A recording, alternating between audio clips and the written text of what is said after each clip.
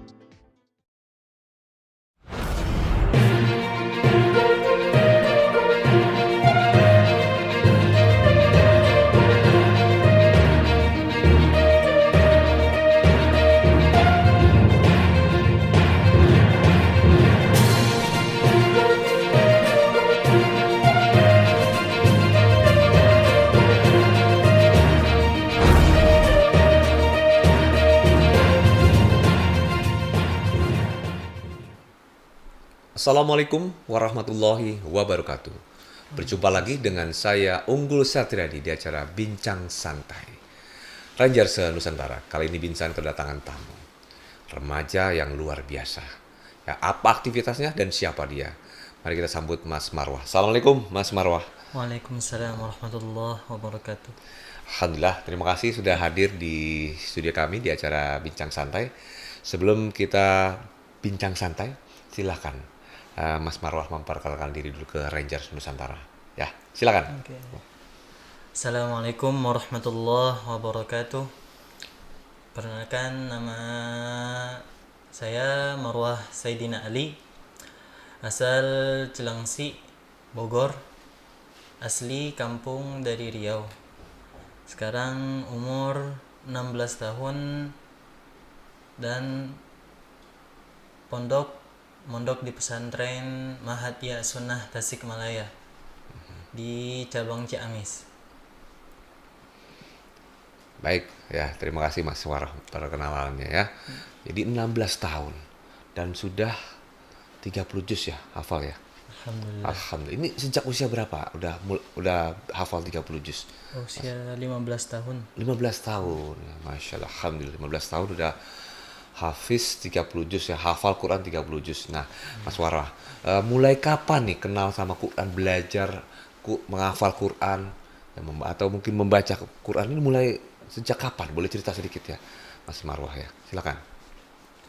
Marwah pertama masuk SD itu di Riau. Di Riau. Di Riau Oke. itu masuk SD semacam SDIT. SDIT ya. Hmm.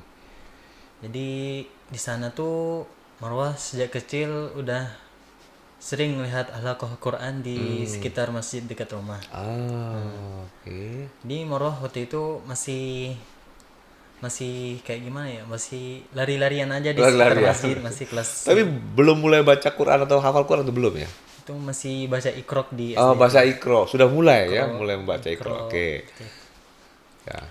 Nah, dari masjid dekat itu, masjid yang dekat rumah itu ngelihat orang-orang pada ngafal Quran, Ngafal Quran. menghafal Quran setiap subuh. Masya Jadi Marwah setiap subuh tuh biasanya udah dibangunin sama ayah buat ikut ke masjid aja. Sambil ngantuk-ngantuk biasanya nanti tidur dekat ayah. Iya. Jadi ayah mendidik Marwah itu memang ya harus kenal dengan masjid ya, dengan agama sambil melihat orang-orang sekitar lu pada hafalan Quran ya. Jadi dari situ udah mulai termotivasi ya, wah pengen ini bisa baca Quran dan menghafal Quran gitu ya. Iya. Jadi dari kecil ya memang sudah berada di dalam lingkungan yang cinta Quran ya, para penghafal Quran gitu ya. Alhamdulillah ya. Nah, bener-bener mulai menghafal tuh usia berapa? Mulai menghafal, masih inget ya? Usia benar-benar ngafal itu Baru usia mulai ya? 13 tahun. Mulai menghafal 13 tahun? 13 tahun. Karena dari SD itu masih, waktu masih SD itu masih belum kepikiran banget gitu. Kepikiran. Nah, tapi karena udah banyak nganggurnya, main-mainnya. Nah, waktu itu sekitar kelas 4 SD itu udah merantau keluarga ke Bogor di Cilengsi. Nah, di situ juga ngelihat pesantren Al-Quran, tapi Maroh masih juga belum peduli gitu.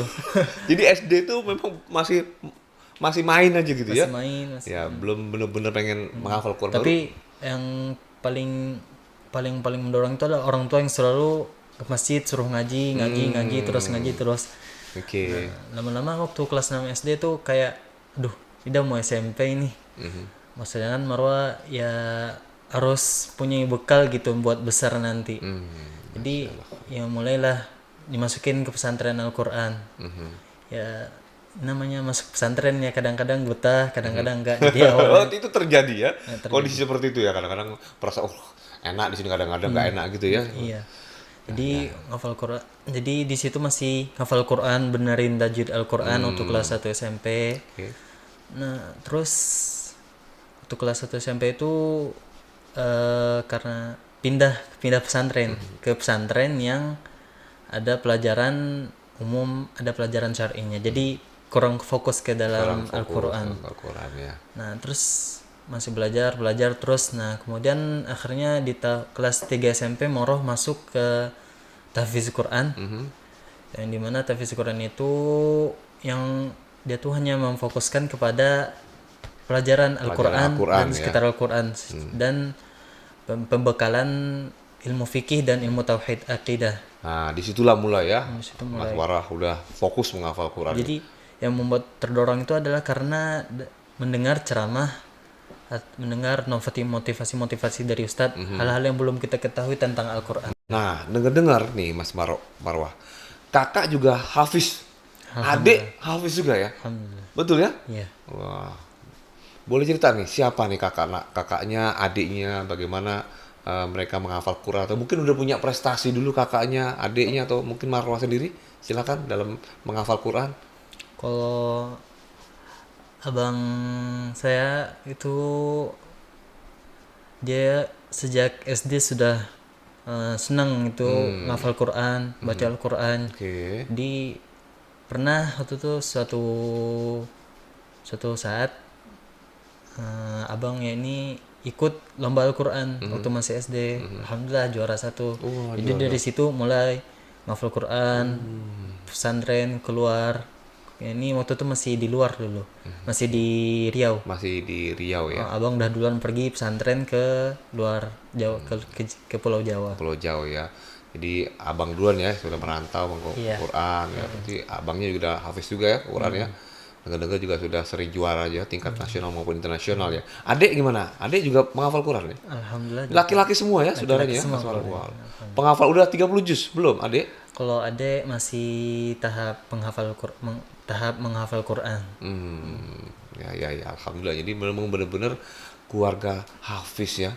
Dan tadi dengar di rumah yang di mana di Riau itu juga dekat masjid, sehingga dari kecil sudah dikenalkan dengan kegiatan-kegiatan agama, baca Quran, hafal Quran gitu ya. Iya. Ya, jadi memang dari kecil ya. Nah, sudah dewasa remaja. Ada nggak sih peran kakak? Ya, peran kakak nih ya, udah usia sekarang nih, peran kakak untuk terus memotivasi Marwah untuk tetap bisa menjadi penghafal Quran. Ya, yang namanya kita sebagai penuntut ilmu yang namanya kadang bosan, kadang malas, ya itu kan pasti datang. Jadi Marwah kadang-kadang motivasi untuk bisa lebih dalam menuntut ilmu adalah ngelihat ke atas. Jangan lihat yang ke bawah. Kalau ngelihat ke bawah dia juga misalnya ngelihat teman, oh dia malas, saya harus malas juga lah, gitu. Harus ngelihat ke atas, ngelihat orang-orang yang sudah sukses dengan Al-Quran yang ia pegang. Ya, terkadang juga Marwah ngelihat abang juga ikut lomba Al-Quran, alhamdulillah menang, terus belajar Al-Quran. Jadi Marwah termotivasi agar bisa lebih baik daripada itu. Oke, ya berarti memang abang nih salah satu motivasi Marwah juga untuk terus konsisten menghafal Qurannya. Nanti sering nggak nih belajar sama-sama murojaah, sama-sama dengan abang, dengan adik gitu ya? Sering di masjid. Di masjid ya? Di masjid. Sama-sama ya? Sama-sama. Nah, itu karena dipaksa abang, ayo Murji'ah atau Marwah sendiri punya kesadaran, ayo bang. Kalau Murji'ah dulu, aja. kalau dulu sebelum ngerti tentang Al-Quran ini, ya dipaksakan Oh, terus, dipaksa terus. sama. Tapi sekarang sadar tidak. Ini sering ya bertiga gitu ya, menguatkan hafalan ya sering gitu ya. Kalau sekarang alhamdulillah ya datang ke masjid udah bareng aja nanti ngajinya. Oh, udah langsung ya. Kita udah otomatis ya, langsung, udah alhamdulillah. nggak panggil-panggil lagi. Jadi gak ada paksaannya dari abang, ngalir gitu aja. Nah, terus adik gimana nih? Kamu ke abang, oke, sekarang udah punya kesadaran. Terus ke adik, bagaimana mengajak dia nih? Peran apa yang Marwah lakukan terhadap adik nih agar bisa mengikuti jejak Marwah dan abang nih? Nah, apakah diajak atau dia punya kesadaran sendiri dalam menghafal Quran gimana? Peran adiknya, peran Marwah terhadap adikmu? Nah, Ya peran Marwah terhadap adik ya ini harus menjadikan ini harus jadi apa namanya ya? Ya ini mendorongnya untuk dan menjadi contoh ya, untuk mendorong dan menjadi contoh buat adik gitu ya. contoh buat adik terus karena dia paling bungsu jadi butuh dorongan lebih kuat. Iyalah, ya. Kakak-kakaknya, abang sukses mendorong kamu untuk menjadi penghafal Quran 30 juz. Sekarang peran kamu mendorong adikmu untuk jadi penghafal Quran juga kan, seperti itu ya. Ya berdua lah ya. Nah, semoga memang menjadi keluarga yang tetap istiqomah mencintai Quran gitu ya. Nah, aktivitas kamu sehari-hari selain menghafal Quran, apa yang kamu lakukan? Eh, aktivitas yang Marwah lakukan sehari-hari itu alhamdulillah nggak jauh-jauh banget dari Al-Quran. Seperti belajar karena Marwah di pesantren ya belajar fikih, belajar bahasa Arab, belajar lugoh, belajar muhadatsah, belajar tauhid yang paling intinya adalah akidah. Nah, ya nggak jauh-jauh dari Al-Quran itu sendiri kayak tafsir Al-Quran. Jadi juga mengisi waktu-waktu luang itu dengan membaca atau dengan hal-hal yang nggak jauh dari Al-Quran itu. Marwah, jadi semua dengan proses ya, pelan-pelan ya, tahap demi tahap kamu lalui agar kamu bisa menghafal Quran tentunya. Sampai dengan sekarang alhamdulillah dalam kurun waktu kurang lebih 3 tahun kamu sudah bisa menghafal Quran ya. Abangmu berapa tahun bisa hafal 30 juz? Boleh tahu? Sekitar umur 13 tahun. Sampai lebih cepat kamu atau abangmu? Abang. Oh, lebih cepat Hafiz abang. Quran umur 13 tahun. Oh, hafiz Quran 13 tahun udah hafiz Quran ya. Kamu 15 tahun ya. Yang nggak ada kata terlambat. Mending sekarang udah 30 juz ya. Jadi kalau yang namanya ngafal Quran itu yang nggak ada namanya kata terlambat. Betul ya, nggak. Seumuran Abi juga ya menghafal Quran juga nggak ada istilah terlambat ya. Karena alhamdulillah insya Allah dekat dengan para hafiz ya, maka insya Allah ketularan semangatnya ya, termasuk dengan Mas Marwah juga ya. Ketularan. Baik, Mas Wara punya ini nggak kata-kata motivasi buat anak-anak remaja nih, anak-anak remaja seusia kamu agar mereka mencintai Quran dan mau belajar Quran. Kasih kata-kata semangat buat teman-teman di seluruh Indonesia. Silakan. Nabi Shallallahu Alaihi Wasallam bersabda di dalam hadisnya dan perkataannya ini khairukum man ta'allama al-Quran wa 'allamah. Ya, ini sebaik-baiknya orang di antara kalian adalah orang yang mempelajari Al-Quran kemudian mengajarkannya kembali. Jadi menuntut ilmu bagi setiap muslim itu hukumnya wajib. Karena Imam Syafi'i pernah berkata yakni jika kalian ingin mendapatkan kesenangan maka itu tidak bisa didapatkan dengan kesenangan juga. Jadi sebuah kesenangan tidak bisa didapatkan dengan kesenangan. Harus dengan kerja keras. Harus dengan kerja keras. Masya Allah. Jadi jika kita main-main terus di masa muda, karena masa muda ini adalah masa-masa mengukir mengukir batu yang besar untuk menjadikannya sesuatu yang bagus. Jadi untuk bisa menjadi orang yang sukses di dunia dan akhirat itu butuh perjuangan yang sangat kuat, yang harus dengan takwa. Yap. Oke, terima kasih Mas Marwah ya. Jadi memang dari sekarang memang harus dimulai ya. Ini masa remaja, masa mengukir ya, seperti mengukir batu, gitu ya Mas Marwah. Mas Marwah, sekali lagi terima kasih sudah hadir di tempat kami. Terima kasih bincang-bincangnya dengan Mas Marwah. Semoga banyak menginspirasi para Rangers Nusantara. Nah, baik, Rangers Nusantara, demikian tadi bincang santai kami dengan Marwah. Semoga banyak menginspirasi para Rangers Nusantara. Saya Unggul Satiradi pamit undur diri. Ya, sampai bertemu lagi di program Pinsang berikutnya. Assalamualaikum warahmatullahi wabarakatuh. Waalaikumsalam.